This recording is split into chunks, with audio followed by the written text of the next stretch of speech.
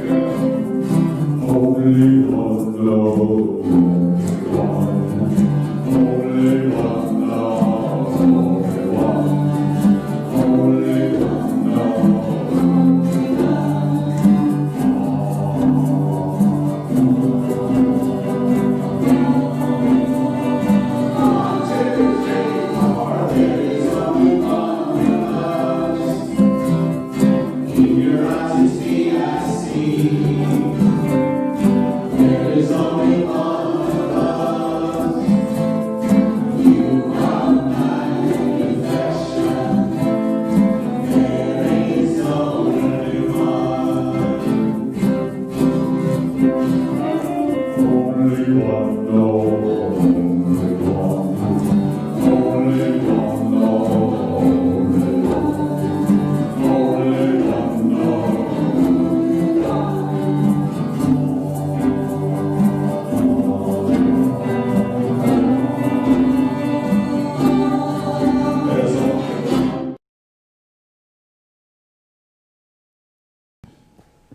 Good morning again. Still Reverend Rafe Ellis, still Sierra Center for Spiritual Living. I want to welcome everybody that has joined us since we started with our community songs on Facebook, on Zoom, and on YouTube. So let me remind us of who we are and tell folks who are joining us for the first time who we are. We are a radically inclusive, spiritually progressive, supportive community that celebrates the diversity of creation. We strive to live authentic spiritual lives through a practical application of the teachings of science of mind. We engage in sacred practices that uplift our spirit, deepen our awareness, and ignite our soul's self-expression. We demonstrate active compassion to ourselves, to one another, and the world. We experience meaningful contribution through giving generously of our time, talents, and treasures. And we intentionally promote our community and our teachings. And one way that if you're watching on social media, that you can assist that is by sharing this feed on your social media feed. And that just expands the reach of our service this morning. So one of the things that we do here at Sierra Center to demonstrate our inclusivity is we do a candle lighting ritual, an inclusion candle lighting ritual.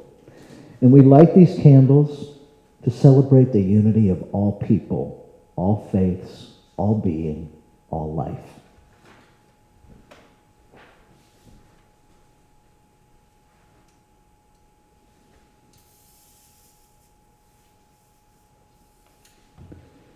We light the first candle for the shamanic traditions, honoring the beliefs and practices of all indigenous peoples, the ways of primal spirituality.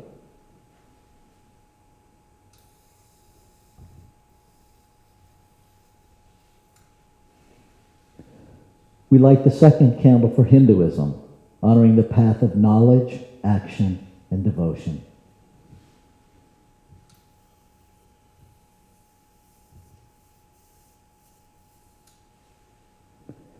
We light the third candle for Taoism, honoring the path of ultimate reality, the natural way.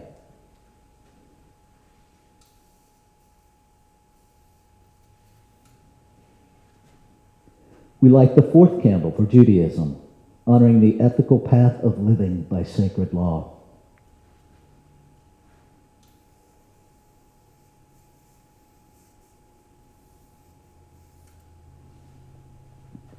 We light the fifth candle for all forms of Buddhism, honoring the middle way and path of compassion.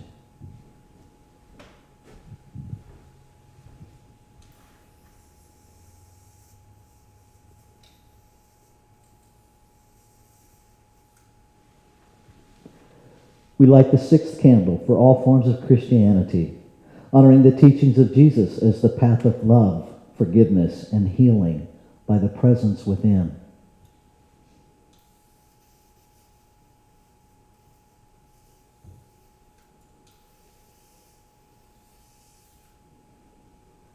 We light the seventh candle for all forms of Islam, honoring the path of submission to the will of God as the highest calling.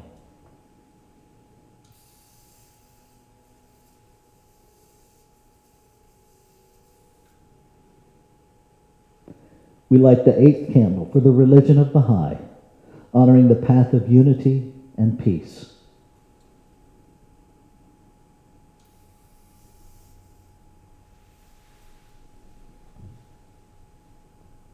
We light the ninth candle for all forms of New Thought teachings, honoring the metaphysical path of mental healing through the practice of universal spiritual principles of love and law.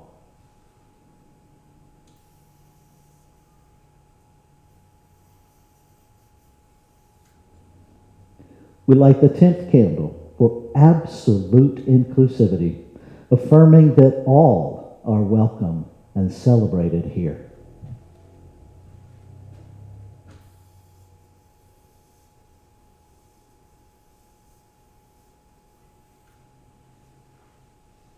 And we light this final candle, honoring the infinity of oneness as all creation, seen and unseen. And so now I invite you to lift your voice again as we join in our next community song.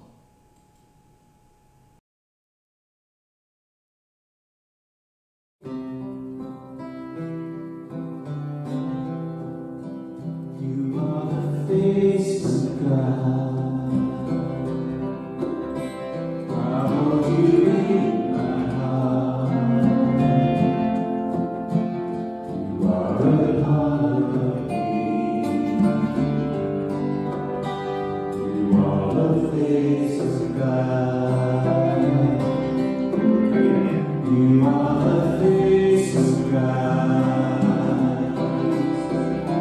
I hold you in my heart. You are a part of me. You are the face of God. You are the face of love. You are the face of love. I hold you in my heart. You are my melody. You are the face of love. You are the face of love.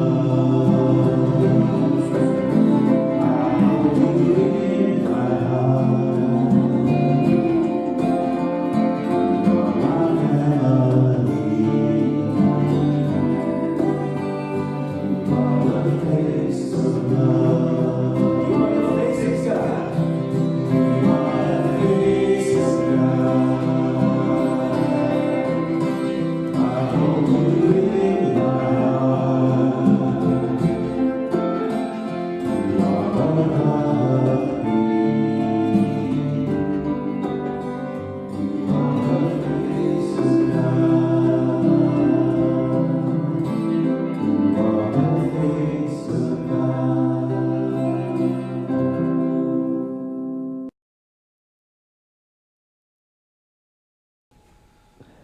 Indeed, you are the face of God.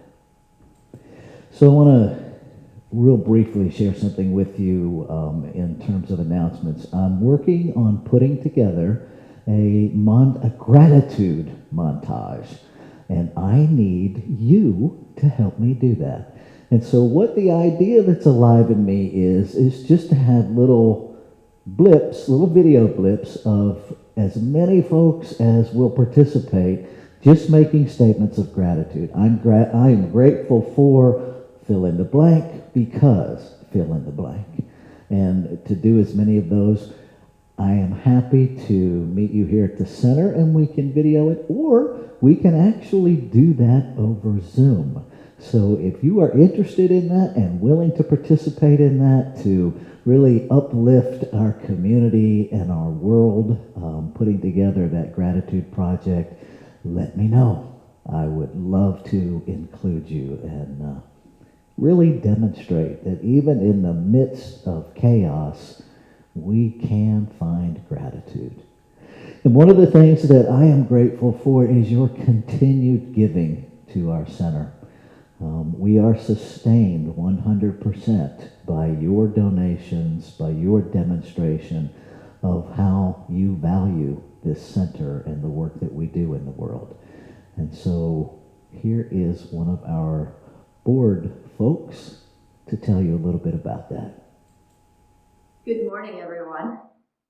For those of you who don't know me, I am Sandy Schilling Fetterman, and it's my honor to serve as the Vice President of your Board of Trustees. I'd like to tell you all how much I have missed seeing you on Sunday mornings. Those hugs and those smiles and the laughter have just been missing, and I miss you. You don't know how many times those laughs have gotten me through some rough places in my life. We're a real family here at Sierra Center. And for those who are visiting today, I want you to know you are most welcome here. Being a board member and part of the finance committee for several years, I have witnessed the ebb and flow. But I have to say, nothing has hit us as hard as this pandemic. Our center still needs to run like any other business, with all the usual bills that have to be paid and the salaries.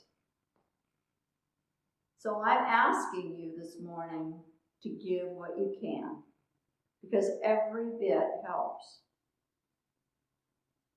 And I also want you to know that we are a tithing center. So each month, a percentage of what we receive goes back out into our community with our community partners that are helping you in other ways. So thanks again, and many blessings to you all. Thank you, beloved Sandy. All right, let's say our intentional giving affirmation together. I give this gift with love and joy from a consciousness of abundance. Divine love blesses and prospers all that I have, all that I give, and all that I receive. And so it is. Julia Robles Scott. I'm one of your licensed practitioners at the Sierra Center for Spiritual Living. And I don't know if you're like me, but you may be feeling like I'm missing my spiritual community, missing being there in person with you all. And just wanted to put out this reminder that as one of your practitioners, the practitioners are available to support you and to pray with you. And you can find our information on our center's website, and you can also submit a prayer request through the website, and it's all completely confidential. So we're here for you. We love you, and just know that we're here, and reach out if you need. Thank you, Julia. So this is our time of inward shift.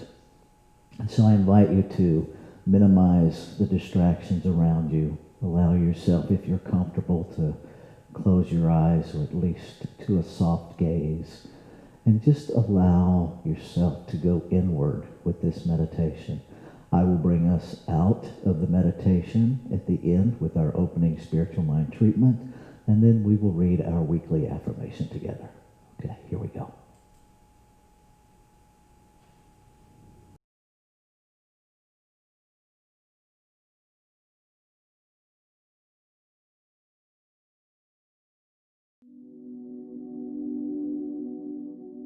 This morning's contemplative meditation comes from the Complete Book of Life and How to Play It by Florence Scovel Shinn. Real love is selfless and free from fear. It pours itself out upon the object of its affection without demanding any return. Its joy is in the joy of giving. Love is God in manifestation and the strongest magnetic force in the universe. Pure, unselfish love draws to itself its own. It does not need to seek or demand.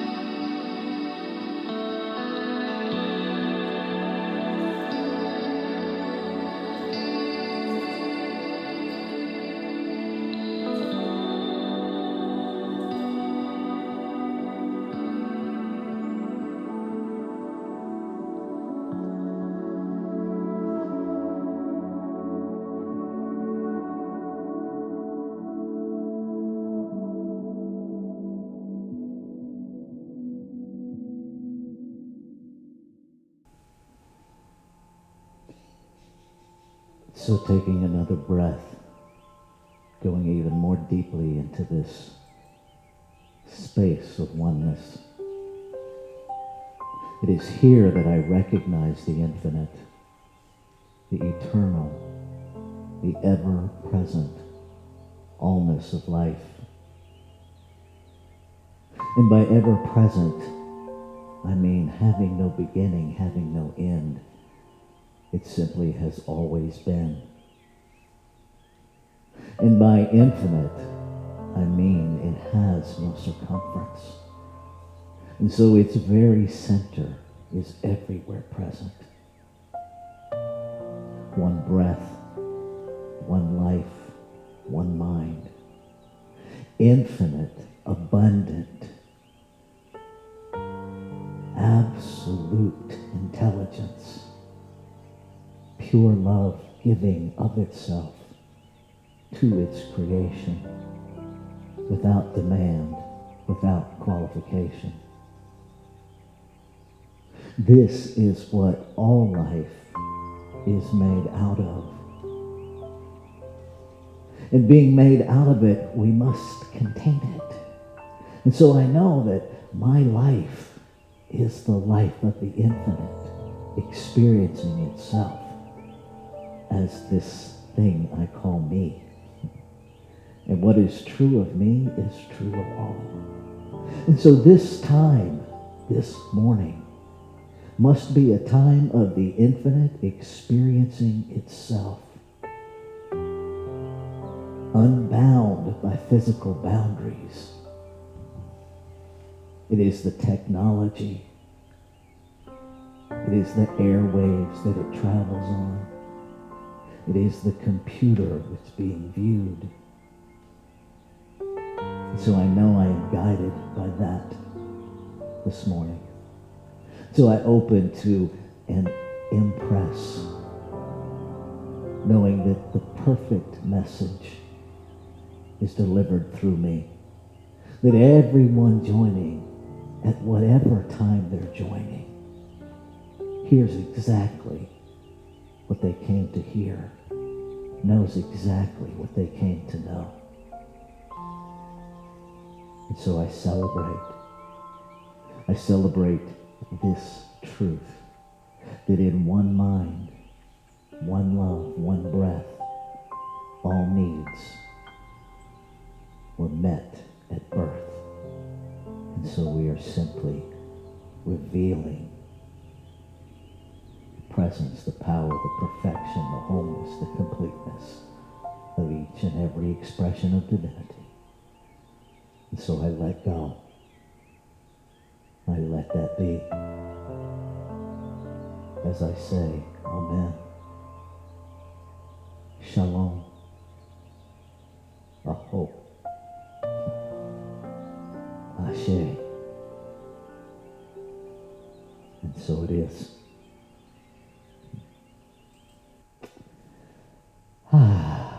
So I'm going to read our affirmation through one time and then invite you to read it aloud right where you are with me. I listen. I love. I build bridges through authentic relationships. So join me in reading that aloud. I listen. I love.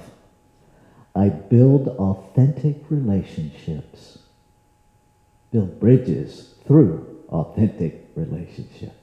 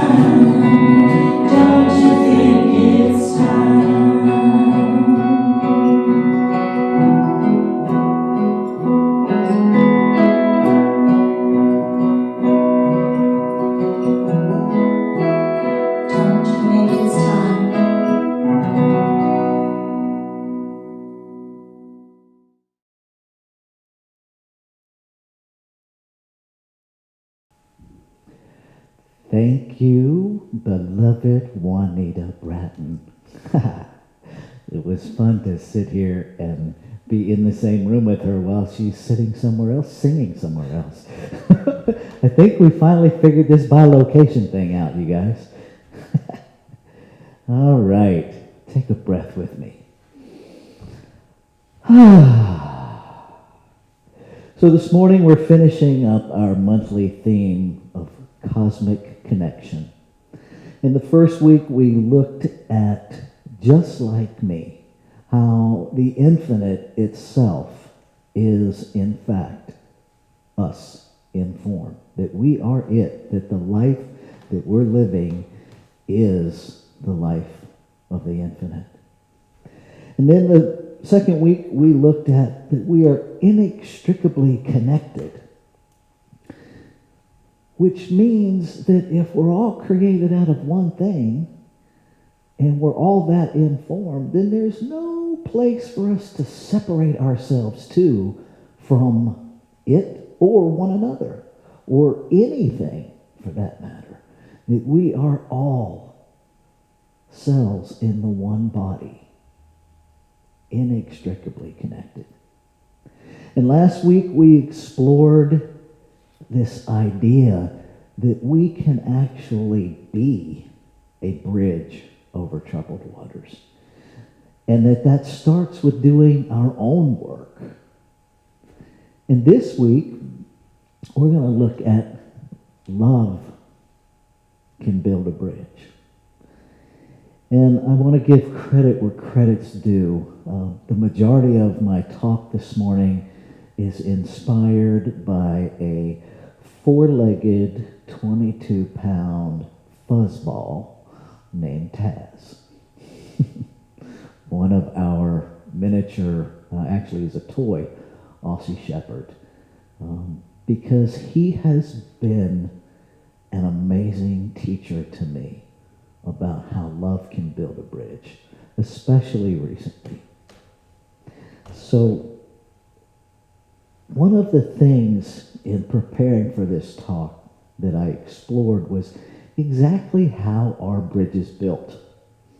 And there's a lot of engineering that goes into building a bridge before anything is ever started. There is studying the land on both sides. There is figuring out what is the best design for the bridge. Is it the length of it? Do we need supports in the middle? And if we do, what is the ground underneath that will support it? And then there are environmental impact studies. And as I sat with all of that, what became alive in me was that that's really what we were talking about last week. That in order to be that bridge over troubled water, we have to do our own environmental impact studies. And we have to really get clear about what our foundation is. Right? When we're looking at building bridges with other folks, well, we're still squarely in our impact study. And the challenge that many of us run up against is that we get all in everybody else's business. And instead of deciding where's the foundation in me to build the bridge, we look at what needs to change in the other person to build the bridge. Now, I have been blessed to be one of Taz's humans for many, many years. I think we're about at the 10-year mark. And Taz has a brother, Thor, and in dog conformation stuff, they're at opposite ends of the spectrum. Thor is pedigree perfect. Pedigree perfect. He has all of the characteristics of an Aussie. He has the perfect conformation of an Aussie body. He's got the Aussie brain, and when I say he has the Aussie brain, I mean he is like hide the car keys smart. He has an incredibly diverse vocabulary of words he understands. And then there is his brother, his littermate, who got here very differently. Taz's body, he's like a little barrel on 4 legs. And his hips are not hips that were made for jumping. So while Thor can jump anywhere he wants and he's amazingly agile, his brother ain't got no jumper. And building bridges in that area, what Taz taught us is that it was really important to him that he be able to get up on the couch just like his brother. And he figured out a way to communicate to us that he was frustrated and he couldn't do that. And so we got him a set of steps. And then we got him a set of steps to get on the bed. And so we have these little 3-tiered steps throughout our home so that he can bridge his experience. But one of the persistent things, and this is where the big lesson came for me recently, is Taz has always been terrified to go through narrow openings. Thor, again, on the other hand, sticks his nose in, flips the door open, and he's gone. When he wants to come back in, he sticks his nose in, flips the door the other way, and he's back in. And it never occurred to me, because I had assessed that Taz was incapable of ever doing that. I joined him in his limitation, and for 9 years, Deborah and I supported him in his limitation. And lo and behold, he never moved past it. So earlier this year, I noticed, and this was just, I looked up, and he's standing there with his nose in the crack of the door, moving his head, and I'm like, he's actually trying to figure out how to get in, just like his brother. And he would do it, and the minute the door would push back, he would run backwards. And how many of us try something new, and as soon as we get pushed back, we run for the hills? And I thought, I can be a part of helping him shift that. Because he's very food motivated. And so I found these tiny little pellet treats, because he also tends to be a little on the chunky side, so we have to be really mindful of his food intake. And so I started working with him and with myself every time he would go outside to empower him to learn how to open the door. And I would literally sit on the floor inside with the treat for up to a half an hour at a time while he figured out that he actually could do it. Where he taught me the most valuable lesson was dealing with my own discomfort of his struggle. Because it was so easy just to go, he's not getting it, and open the door for him. And had I continued to do that, he would still be living in his limitation. And I wish I had a video to show you of the first time, of the first time this tiny little fur ball actually came through the door for the first time all by himself. Now, Taz tends to be pretty unanimated. He's like, he is dedicated to sleeping and eating, and every once in a while he'll get excited about something, but that's rare.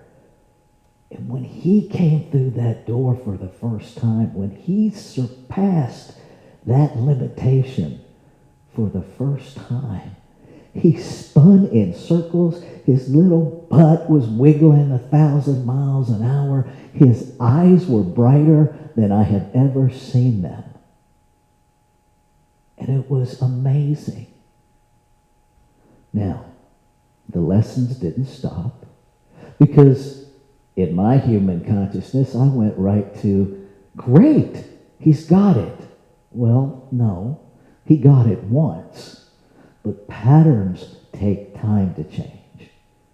And so the next time he was outside, he came up, he got his head in, but then when he got pressure back on his head, he backed up and got scared again.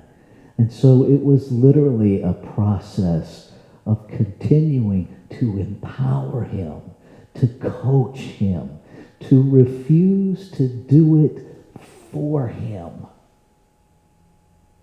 for about 4 months, every day.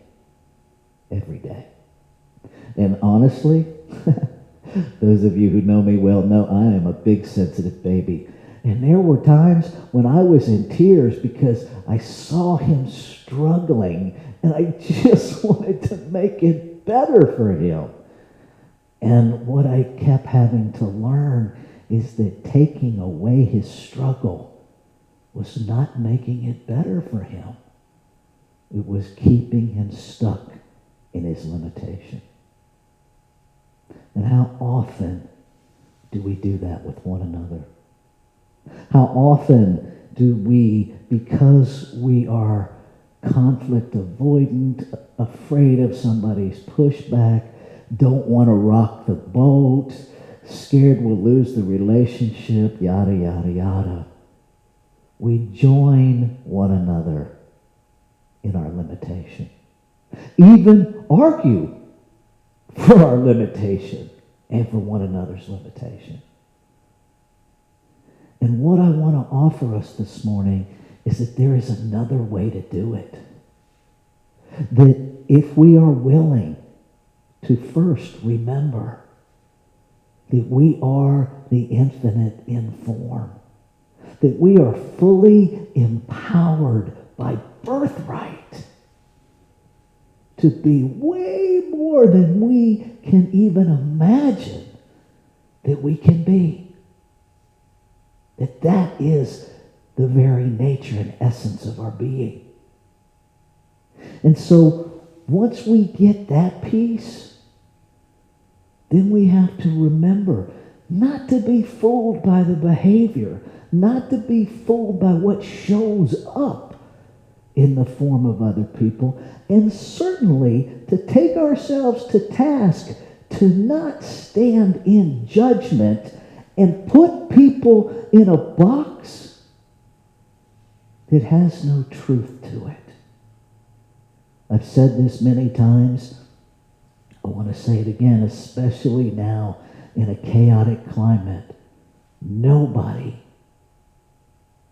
the truth of nobody, is their behavior. Behavior is evidence of a belief. And there's two parts to that. Because there is the behavior that is driven by a belief, and then there is the perception of the behavior driven by the beliefs of the one witnessing the behavior. And oftentimes, those are in different camps. Had I been content to stay stuck in my belief about Taz, he would still be limited. Now, 4 months later, he's dancing with a different limitation, and I'm pretty sure he doesn't see it as a limitation, because now he comes and goes. If the solid door is open and the screen door is hinged, it had a little latch there. When it's unlatched, he comes and goes as he pleases. And every time he goes and comes back in, he goes straight to the corner of the refrigerator and looks up because he knows that's where the treats are. And so now we're dancing with that. Even to the point where the other day, I mean, he was cracking us up because 3 times in succession, for no apparent reason other than to get treats, he went outside, did his thing, came back in, sat down, got a treat. I looked up and boop, there he goes back out the door. All he did was spin around and come back in right to the refrigerator. So he's way smarter than I gave him credit for, because now he owns me and the treat bag.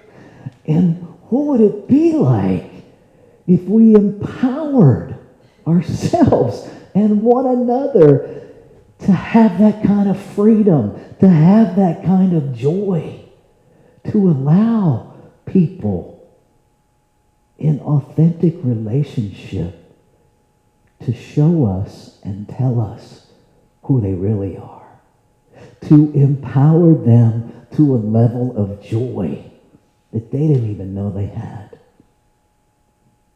You know, our lessons come from wherever they come from. And I'm immensely grateful for my little 4-legged gurus who teach me every day. And so I invite you, be attentive to what is showing up in your life as a teacher. So many of us in New Thought fall into being the teacher that we forget to be the student. Bridges have 2 sides. They come together in the middle. And so perhaps the best way for love to build a bridge is for us to be that loving presence, free of judgment, free of expectation, free of demands, and to fully allow everyone else to be that. Let's take this into prayer. And so in this moment, I am knowing the perfection of life. I am celebrating the perfection of life in every form, knowing that it is this one power, this one presence, this one infinite, unformed everything, infinite possibility, simply waiting to be expressed. One infinite love that just gives and gives and gives, never demanding anything in return. This is my life. This one presence, this one power is the very substance of my being. It breathes my breath. It thinks my thoughts. It dreams my dreams. It is the truth of all life. And so, being one with it, I must be one with every expression of it in creation. And so I speak my word, claiming and affirming this morning that humanity, every expression of humanity, is awakening to the goodness, to the perfection, to the love that is the very essence and nature of every being of life. That our minds are open to seeing the truth, to knowing a perfection beyond our idea of limitation, and to building those bridges of love through messy, authentic, real relationships. Relationships free of any fear of conflict, but instead an embrace of the messiness, knowing that the excavation clears the way for the foundation of every bridge that needs to be built in consciousness. And so we celebrate. I celebrate the truth that the word spoken is instantly fulfilled. That there is no waiting period. That there is nothing for me to compel to happen. And everything for me to say yes to being the activity of. Grateful, grateful, grateful. And so it is in this gratitude, standing in the agency of love itself, that I release my word into the activity of law, the soul of creation that makes it so. And so I let go as I say, Amen. Shalom. Aho.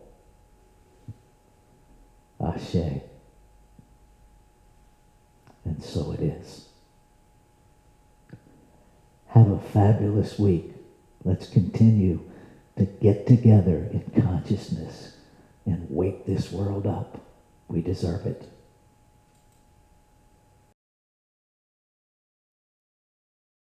One, two, three, four.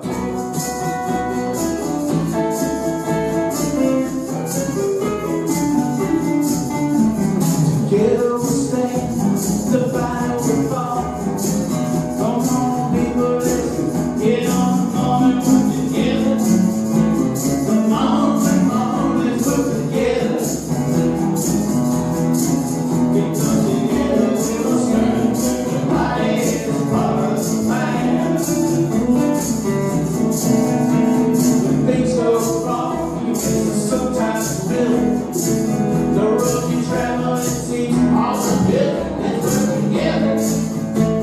Come on, let's work together. Because together we will stand. Everybody is a part of the plan.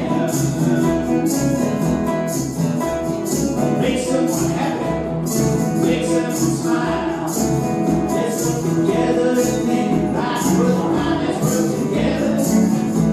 Come on, let's work together. Because together we will stand. Everybody is a part of the plan. Hey,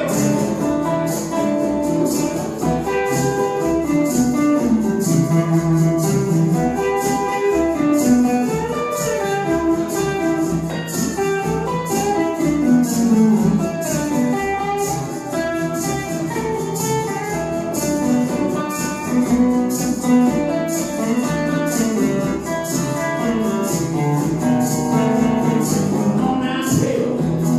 Walk hand in hand.